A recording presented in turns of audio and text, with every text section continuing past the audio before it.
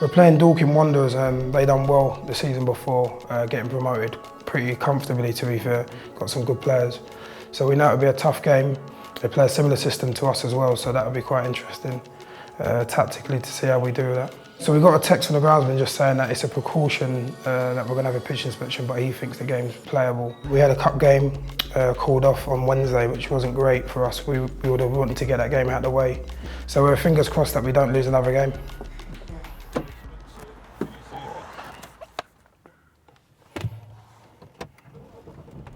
Let's take M25 clockwise. I'm not really a breakfast person anyway, but I always feel like an empty stomach. I seem to think clearer. I don't want to eat too much and then start getting a bit relaxed and have maybe 2 litres of water during the day, and then after, when the game's finished, I'll have a nice meal. I'm not really that superstitious. I just try and stick to the same routine. Once I stick to the same routine, probably that's my only superstition really. Normally I get there roughly about 12:30. We sort out things that we need done for players, etc. And there's always injuries, and then people come in a little bit earlier than the lads who play, just to make sure they're fit or not fit, and they do a little bit of work beforehand. So typically that's how it should go, smooth. But sometimes, you know, you might get a player stuck in traffic and you start wondering if he's going to be there, and so you do get a few curveballs. But on a smooth day, that's how it works. Weathers going to go right front, yeah. Halsey's going to go second one, into the middle. But why don't you start Michael Chambers at the start of the pack, at the front? Yeah, and he's going to be in the 2 rounds, go round. So then, if he takes them right, there's a space for them to run into the ball going in anyway. Yeah. Alright, cool.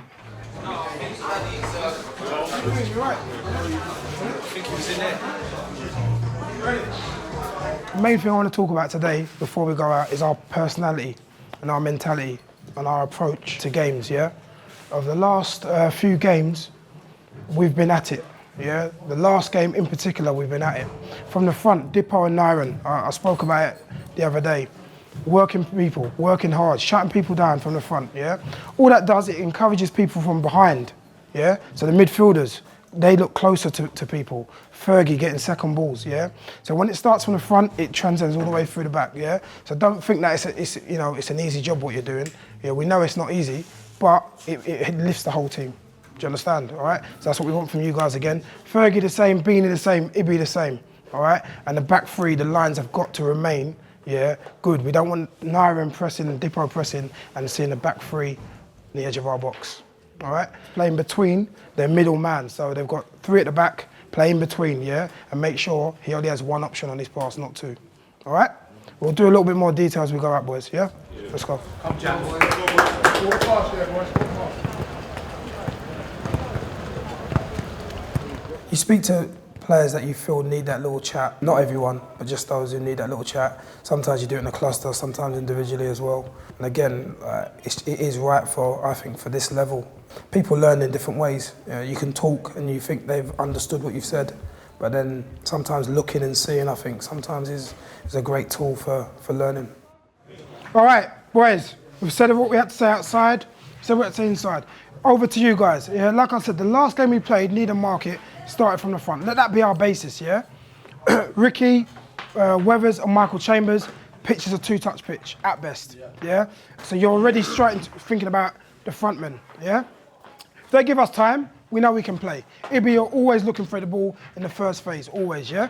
If they give us time, you turn, look to play through the thirds as we normally do, all right? But I always want to see you 3 players scanning the pitch forwards. Can you play it forwards? If you can't play it forward, fine, you go aside, you be patient, all right? Without the ball is probably where we're at our best at the moment.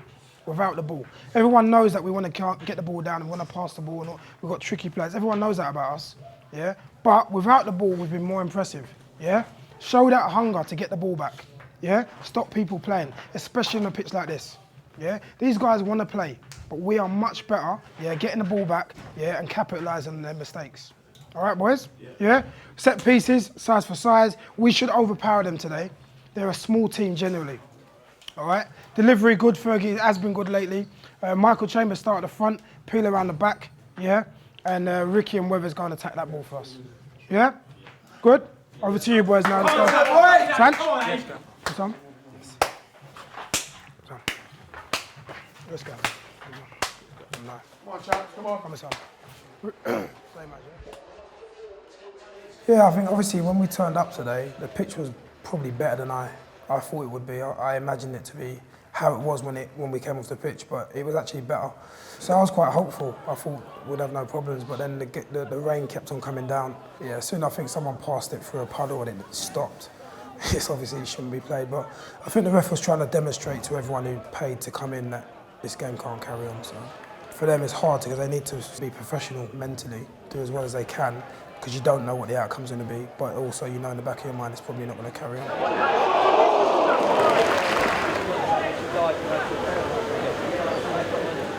Unfortunately, the conditions not getting better in the stadium. I think referees had no alternative but to call a halt to proceedings.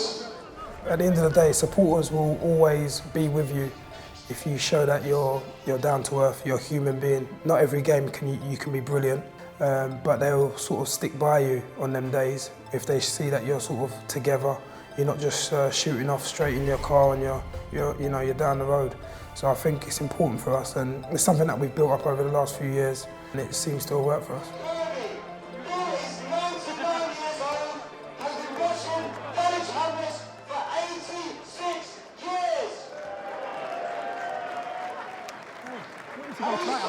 Because we've got Ibby to sit back and we've got Weathers to come round so you can go tight. No, it was, because I was worried about if he gets it, just putting it in behind me.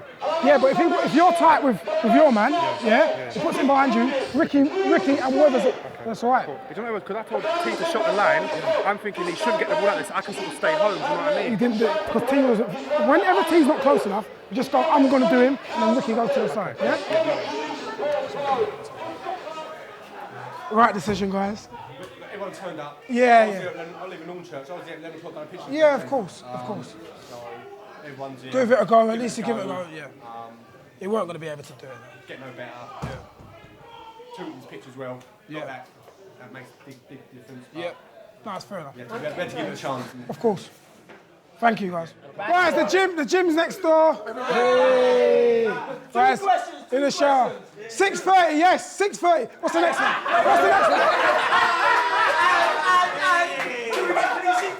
No. Yes. Where's in the shower? See you in the bar. You're eating sweets when you're going to the gym? Next Patrick Vieira. The players stay until 6:30. Sometimes I'd stay after. Sometimes we'll talk about what we need to do next as a management team, whether that be training, whether that be players, or whatever's happened, or a mini debrief between the coaching staff.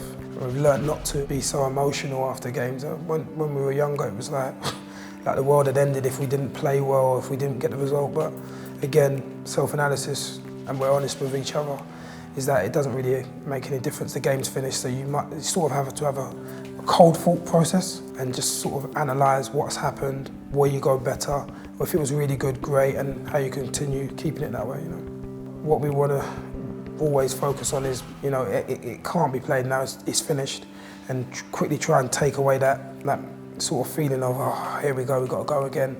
But at the end of the day, for me, I need to make sure that I transcend the right message to the players, which is we've got to go and do it again. So let's just get on with it.